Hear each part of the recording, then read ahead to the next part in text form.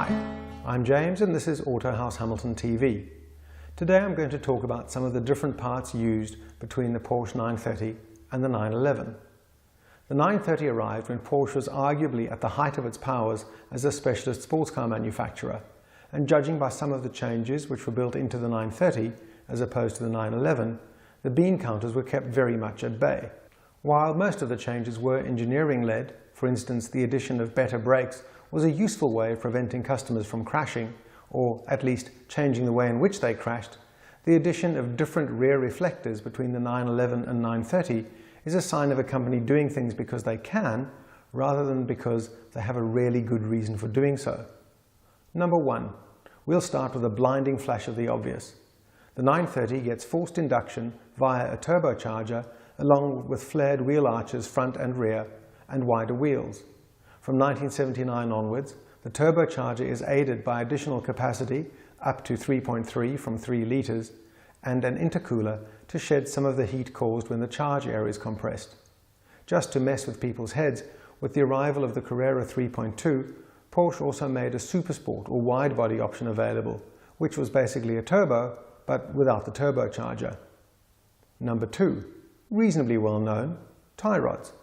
The 930 had different metal-to-metal to tie rods instead of the 911's metal-to-rubber tie rods.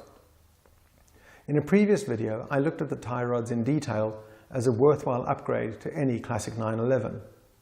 And now, some of the less obvious differences between 930 and 911. Number 3. The 930 had a 4-speed transmission for most of its life because the factory felt that the 5-speed 915 transmission, as used in the 911 from 1972 onwards, was not up to handling the extra power of the 930. That prevailed until 1989 when the 930 got the G50 transmission that the 911 had been using since 1987. Number 4. The 930 had paired inner and outer bearings on the rear wheel instead of the single wheel bearings used in 911 models. Number 5. Between the floor pan and the front suspension A-arms, the 930 has what are referred to as anti-dive shims. These shims altered the front geometry so that it behaved better under severe braking.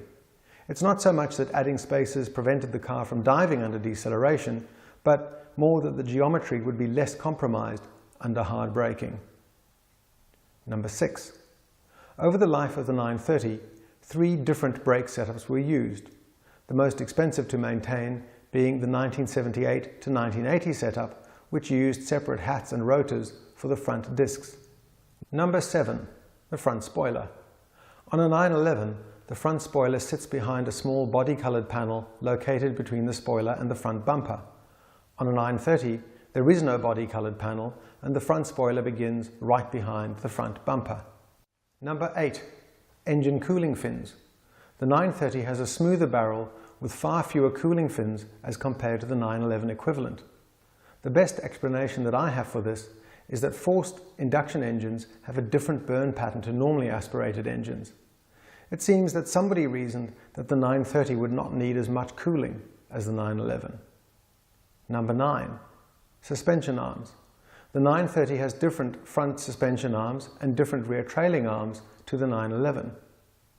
Number 10. The first 930 ran a version of the Bosch K-Jetronic fuel injection system which its 911 brothers were using at the time. And this system was carried over into the 964 turbo in both 3.3 and 3.6 litre guise, while the normally aspirated cars used Bosch L-Jetronic or DME engine management from 1984 onwards.